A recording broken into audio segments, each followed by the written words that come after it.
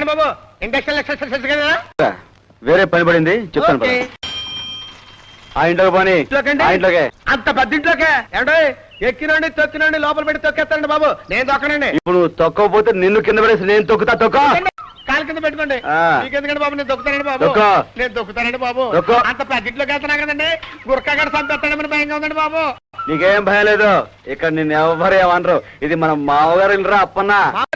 ఊరుకోండి సార్, మామగారు అంటే మామగారు నా మీద జోకులు వేస్తారంటండి. చూసావు డాడీ, గతి లేని వాళ్ళ ఎలా రిక్షాలో వచ్చాడో. డబ్బులు ఇవ్వయా బాబు. ఏమిటిది అల్లుడు శిష్య, కారేసి గళ్ళ పోయావా?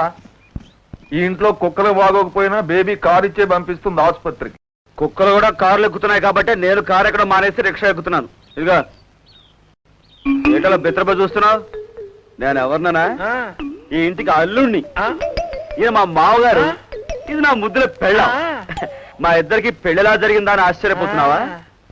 నేను నిన్ను పెళ్లి చేసుకొని పో అంటే మా అమ్మ దగ్గరికి వెళ్ళి తన చెయ్యి కోసుకుని రక్తం ధారపోసాను పెళ్లి చేసుకున్న వీరవనిత.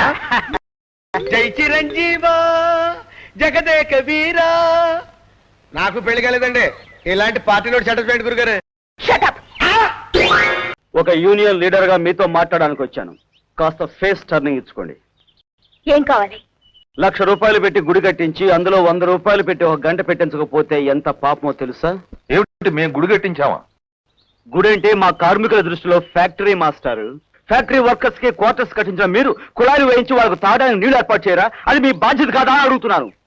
ఇప్పుడు ఆ కాలనీలో వాటర్ సప్లై చేయాలంటే 1,00,000 రూపాయలు ఖర్చు అవుతుంది. అంత డబ్బు ఇప్పుడు నా దగ్గర లేదు.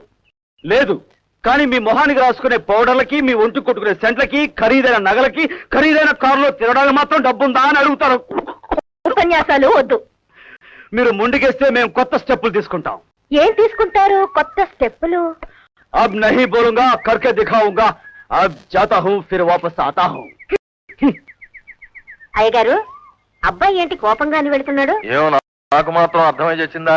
ఆఖరణ మాత్రం జాతా హై ఆతా హై అన్నాడు. తుమ్ జావ్.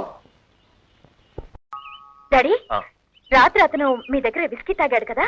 అతనంటే? అతనే. అతనంటే నాకేం తెలుస్తుందమ్మా? అబ్బా నా మొగ్గుడు నాన్న. ఓహో రాజా, విస్కీ ఫుల్ బాటిల్ సోడా కలుపుకోకుండా కొట్టేశాడు. డాడీ, మీరు తాగడం మొదలు పెడితే రోజు అతను గ్లాస్ తీసుకొస్తాడు.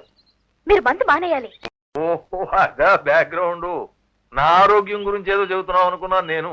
అమ్మా ఓ పని చేయి, ఏమండి విస్కీ తాగితే గుండె పాడవుతుంది, లేకపోతే ఊపిరితిత్తులు పాడవుతాయి, లేకపోతే లివర్ పాడవుతుంది అని ఆయనకి నచ్చ చెప్పు. అంతేగా నా కంఠం మీద మాత్రం కొట్టకు ప్లీజ్.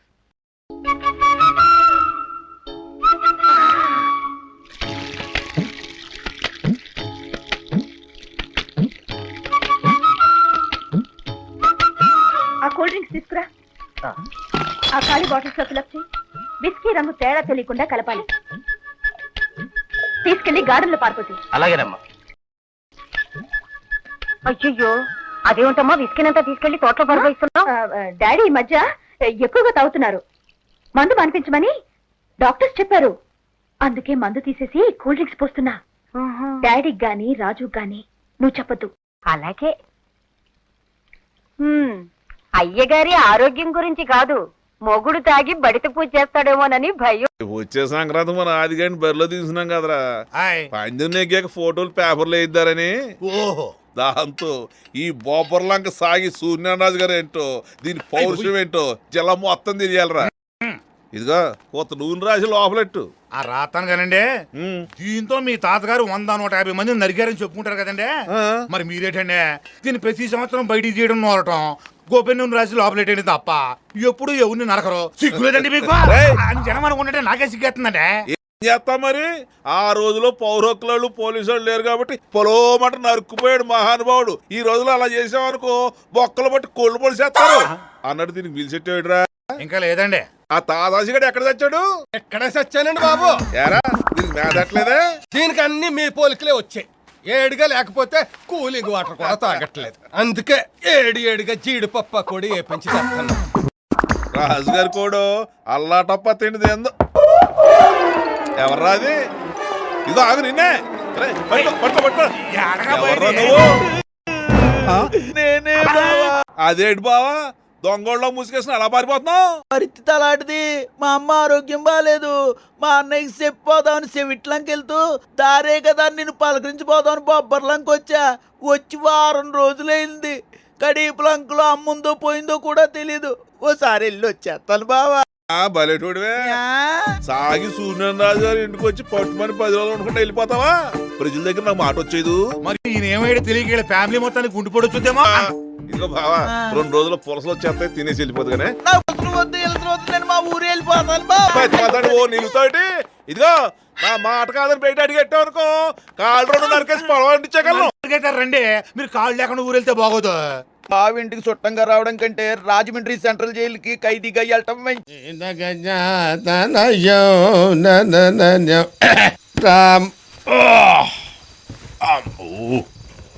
చాలా భుక్తాయాసంగా ఉంది. ఏంటి గురుగారు, కడుపు ఏమన్నా బిర్రుగా ఉందా? అవునురా, ధ్వజస్తంభ స్థాపన సందర్భంగా ఆ. నవపప్పు ధాన్యాలు దట్టించి నేతిలో రంగరించి 3 వాయిల్ లాగించారు. కొంచెం ఇబ్బందిగానే ఉందో. నవపప్పు ధాన్యాలేంటి గురుగారు, ఉన్నవి 2 కందిపప్పు మినపప్పేగా. ఒరేయ్ వెధవా, నవపప్పు ధాన్యాలు తెలియకుండా బ్రాహ్మణ పుట్టకెలా పుట్టావురా? నవపప్పు ధాన్యాలు చెప్తాను, నోట్ చేసుకో. చెప్పండి.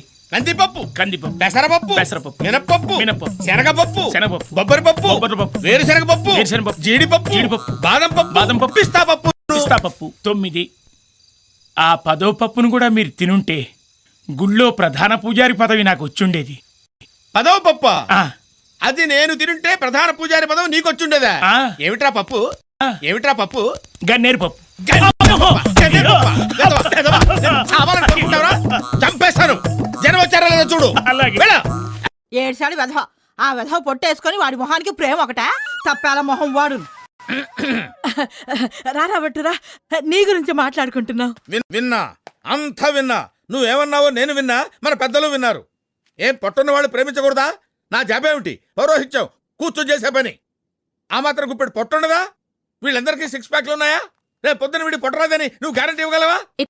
ఇక్కడ డిస్కషన్ పొట్టు గురించి కాదు, పెళ్లి గురించి.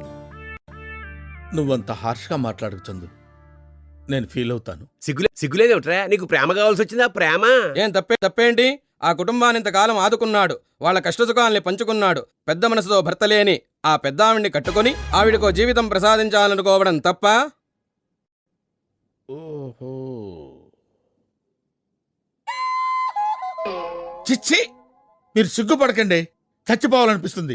చారీ, ఒరే చారీ, ఏమిటి గురుగారు? సాంగ్స్ వింటూ రిలాక్స్ అవుతున్నావా? అవునండి, చాలా బాగుంది. మీరు రిలాక్స్ అవ్వండి. నా బతుకు రిలాక్సేషన్ కూడానా?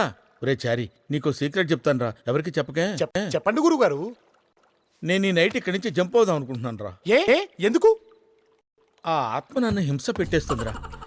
ఎటన్నా పారిపోయి తలదాచుకుందాం అనుకుంటున్నాను. ఊరుకోండి గురుగారు, మీరు ఎక్కడికి వెళ్ళినా ఆత్మ వచ్చేస్తుందిగా. ఎలా వస్తుందో? ఎందుకంటే దానికి టికెట్ పాస్పోర్ట్ అక్కర్లేదు కదండి. అది నిజమేరా, వచ్చేసింది. వస్తున్నా. ఎవరు గురుగారు? ఇంకెవరు, నా మమ్మీ. మమ్మీ ఎవరు గురుగారు? అదే రా, నా ఆత్మ.